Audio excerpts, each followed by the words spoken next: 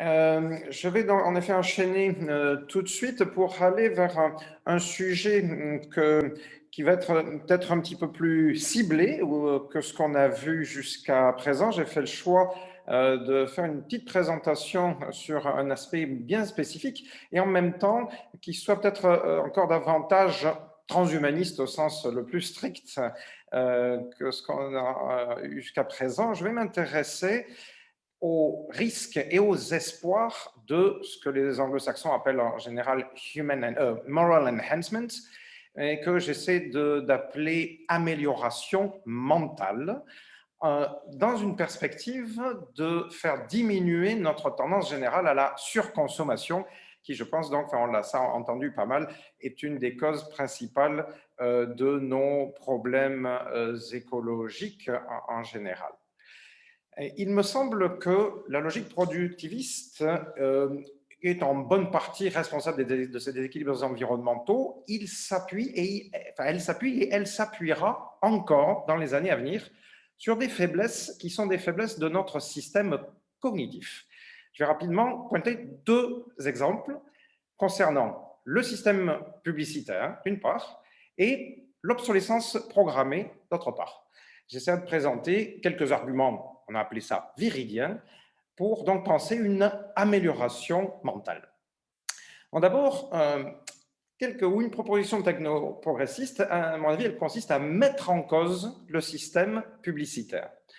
Bon, pour rappeler que les objectifs principaux du système publicitaire dans son ensemble, au départ, c'est simplement la réclame, le fait de faire connaître l'existence d'un produit, mais en fait, ça fait belle lurette, vous êtes rendu compte que l'objectif est devenu d'orienter les choix du public, de la clientèle, du public en général, donc ça peut être par le biais d'achats, et dans certaines circonstances, ça peut être des votes, par exemple, mais ici, pour ce qui va nous intéresser, c'est plutôt les aspects portant sur la consommation. À partir de cet objectif, le premier, le second, c'est simplement de vendre et de vendre le plus possible. Donc, eh bien, c'est un système qui entretient non seulement la consommation, mais en plus de ça, qui pousse à la surconsommation. Un de ces moteurs, vous le savez parfaitement également, c'est l'innovation. Donc, pour faire vendre, il faut innover sans cesse. A priori, c'est porteur donc de créativité, de solutions en termes de société, mais en même temps, eh bien, c'est porteur de production de davantage de quantité. Et puis, bien souvent, et là, ça commence à poser problème, enfin, ça fait plusieurs décennies que ça a commencé à poser problème, le message publicitaire, il a complètement tendance à masquer l'externalisation des coûts, non seulement des coûts sociaux, mais en plus des coûts environnementaux, notamment dans le domaine publicitaire, que sans doute on a le droit au plus de greenwashing, donc comme le citait Didier dans sa présentation plus tôt. Les perspectives du système, elles peuvent être transhumanistes au sens général. Parce que les publicistes sont avec les militaires, autant je sache, d'après ce que j'en ai lu, ceux qui investissent depuis le plus longtemps dans les neurosciences et les sciences comportementales. Parce que leur logique est d'optimiser le contrôle comportemental. Donc, s'ils peuvent y parvenir en proposant au public donc, des logiques de consommation de produits qui leur permettront davantage de contrôle de comportement, ils le feront et ils sont sans doute en avance sur beaucoup de monde. Ils sont parmi les leaders de ces domaines. Face à cela, eh bien, les transhumanistes, ils se doivent au contraire d'agir pour assurer la protection, ce que vous pouvez appeler le libre arbitre individuel, si vous voulez, quoi qu'on appelle le libre arbitre. En tout cas, à mon avis, ils ont intérêt dans leur propre logique, je parle des transhumanistes techno-progressistes, de limiter la pression publicitaire de manière à garantir ce que je pourrais appeler la sécurité mentale et en fin de course, donc de protéger les équilibres environnementaux, donc en limitant ces tendances à la surconsommation. Je vais très très vite sur ce type évidemment de sujet, on n'a pas le temps de détailler aujourd'hui, mais juste pour donner un rapide éclairage sur un autre aspect, donc l'idée de faire des propositions technoprogressistes en mettant en mettant en cause le principe de l'obsolescence programmée. Bon, principe dont vous entendez parler par ailleurs en économie. Donc, les fondements de l'obsolescence programmée, c'est également de permettre un renouvellement plus rapide de la consommation, donc au total des consommations plus importantes, ce qui peut se traduire derrière par des problèmes de recyclage plus importants, surtout si on parle de produits de haute technologie. Mais l'obsolescence programmée, eh bien, elle a, comment dire ça, elle rencontre, d'une part, elle rencontre quelques tout petits obstacles, et puis surtout, jusqu'à présent, on constate qu'elle est considérée comme complètement intégrée dans nos systèmes économiques. Par exemple, il y a en France, pour parler de la France, une organisation qui s'appelle HALT à l'obsolescence programmée, qui fait du très bon travail d'ailleurs, à mon avis, mais qui, ils ont remporté quelques petits succès, même au niveau législatif, mais d'un autre côté, pour un petit succès, bien, ils se retrouvent en but à des effets de lobbying au niveau, par exemple, de l'Assemblée nationale, qui fait que les dernières lois qui sont passées dans ce domaine-là, eh bien, au contraire, favorisent le principe de l'obsolescence programmée en considérant que c'est bon pour l'économie, c'est bon pour la croissance, comme Gaëtan Selle nous le rappelait dans sa petite vidéo sur l'économie du donut. Je pense que les transhumanistes techno-progressistes doivent tirer la sonnette d'alarme aussi à ce sujet-là, parce qu'il existe à terme des risques sanitaires, des risques de contrôle financier et même des risques qui peuvent jusqu'à toucher des questions liées à ce que j'appelle l'amélioration mentale. Pourquoi ? Parce que si on va dans une logique transhumaniste, qu'on s'avance un petit peu, eh bien, on peut espérer que dans les années qui viennent, se développent davantage de types d'implants, de types de prothèses, qui donc permettent d'un côté de gagner peut-être en liberté, en capacité physique, corporelle ou mentale, mais que ces produits se développent eh bien, dans un système économique tel que nous le connaissons aujourd'hui. Donc, qu'ils soient à leur tour sujets à l'obsolescence programmée, que les fabricants eh bien, prennent soin d'obliger les consommateurs à renouveler régulièrement leur matériel, leurs implants, leurs prothèses. Donc, vous imaginez plus en détail à partir de là de quel type de risque sanitaire est-ce qu'il peut s'agir, de quel type de contrôle financier il peut s'agir. Vous voyez, devoir renouveler vos implants 2 fois par an. Et avec derrière, si on parle d'implants neuronaux, eh bien, de véritables dangers en termes d'identité personnelle. On est, vous allez me dire, voilà, dans la science-fiction, on est loin donc de ce qui est possible aujourd'hui technologiquement parlant.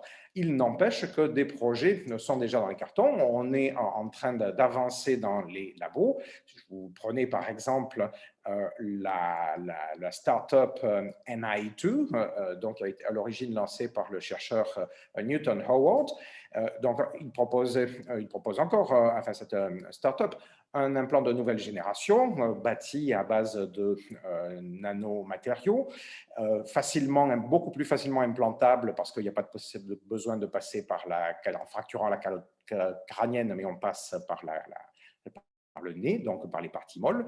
Et le discours d'un Newton Howard était clairement de dire, c'est pas seulement pour soigner Alzheimer ou Parkinson, mais au-delà, donc c'est pour permettre des améliorations mentales. Par ailleurs, ce type de logique, je reviens au questionnement de l'obsolescence programmée, bien évidemment, ça signifie davantage de surconsommation de ressources et donc, au final, davantage de pollution. Donc, les clients, si vous voulez, de ce type de start-up devenant des entreprises sur le marché, devenant à la fois piégés dans des enjeux qui mettraient en cause leur identité et en même temps continuant, comme les consommateurs d'aujourd'hui, à être piégés dans le cycle consommation-pollution.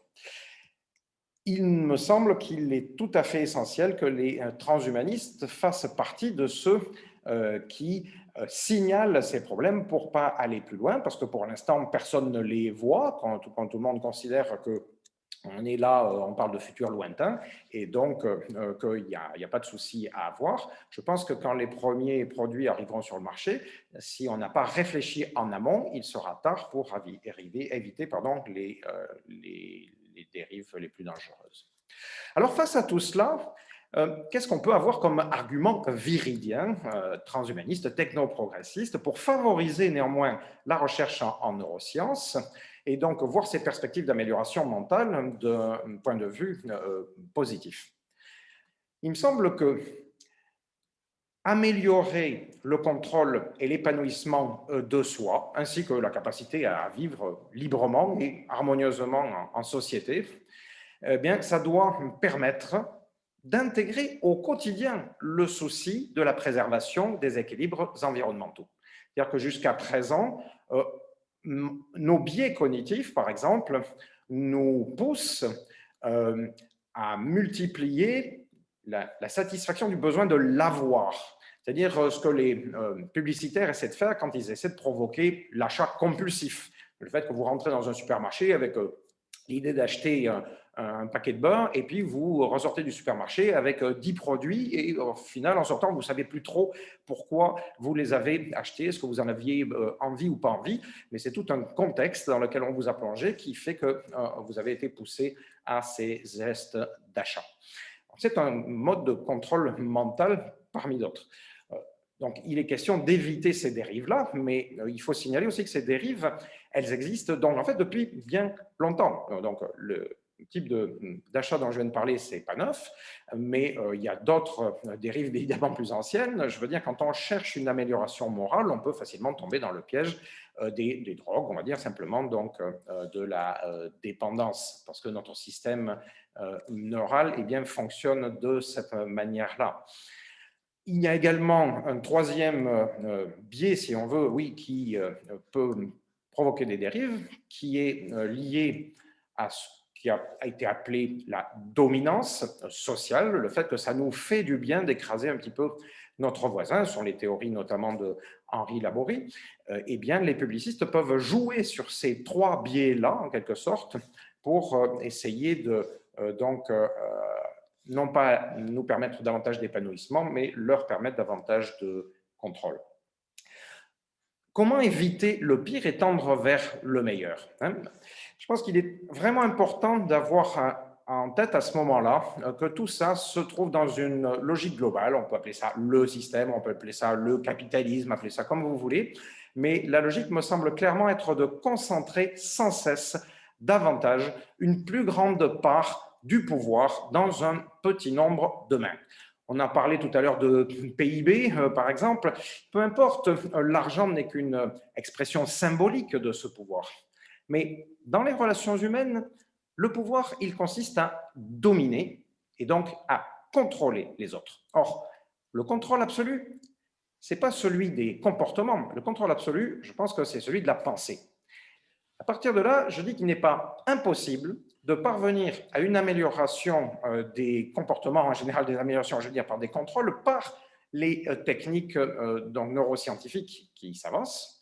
Ça peut être une solution, si on veut, même d'un point de vue écologique, c'est-à-dire qu'on peut contrôler les comportements écologiques par la contrainte, par la manipulation mentale. Hein. Bon, il serait facile de pointer du doigt la Chine en disant que voilà, on va avoir un contre-modèle antidémocratique qui va peut-être résoudre des problèmes écologiques donc à coup d'implants neuronaux, que sais-je. Il appartient aux technoprogressistes, dans le cadre de propositions politiques viridiennes, de limiter les outils coercitifs de contrôle mentaux et de développer au contraire ceux qui favoriseront l'amélioration du contrôle de soi au niveau individuel. Ça ne va pas se faire tout seul. Au stade où nous en sommes… Marc, normalement, tu es à peu près au bout. Oui, Je conclus. Je parfait. deux phrases. Donc voilà, je pense qu'au stade où nous en sommes, et donc ces neurotechnologies, disons, si je dis neurotechnologie et pas neurosciences, hein, elles sont balbutiantes, eh bien, nous pouvons tout de même commencer à travailler sur la prévention de leurs dérives. Donc, j'ai dit, donc, ces tendances sont déjà anciennes. Il nous faut strictement encadrer les pratiques de neuromarketing, même si ça marche très peu aujourd'hui, le neuromarketing, même si c'est en grande partie de la poudre aux yeux que vendent les publicistes quand ils vendent aux entreprises du neuromarketing, la logique est déjà là. Et si ça devient un quotidien, une évidence pour les entreprises de fonctionner de cette manière-là. Quand la technologie sera vraiment efficace, ils la mettront en application. Et de la même manière, je pense qu'il revient aux technoprogressistes de combattre l'obsolescence programmée. Ce sont des lignes de programme que les transhumanistes peuvent intégrer sans attendre dans leur agenda politique. Et voilà, je vous remercie. Merci Marc. Oui, on dépasse chaque fois de 1 ou 2 minutes, donc malheureusement, mais je vais quand même lire la question qui a été posée, mais tu peux répondre par oui, par exemple.